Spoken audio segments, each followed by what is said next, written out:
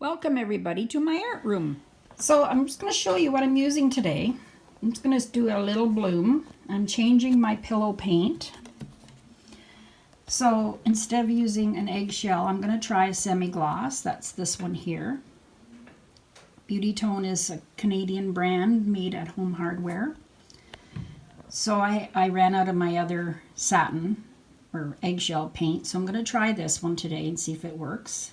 So they're both semi-gloss, and that's this one is the one I mix into my paints to make up my pouring medium. And 1 second and I'll get my varnish. Okay, so there's my varnish that I use, polyacrylic, with the semi-gloss clear base, it's called. And then lately I've been mixing some JoSonja Varnish in with the polyacrylic. I will put the recipe in the description.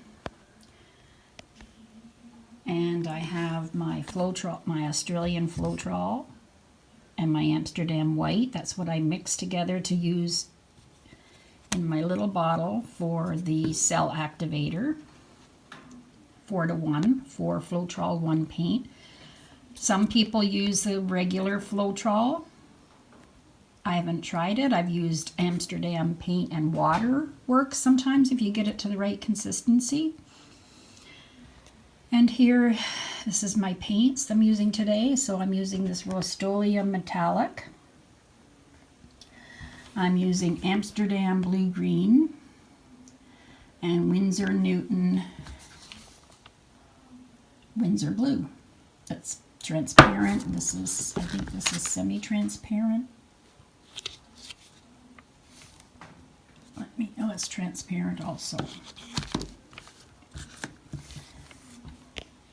And then there's my paints lined up. I have a lighter gold.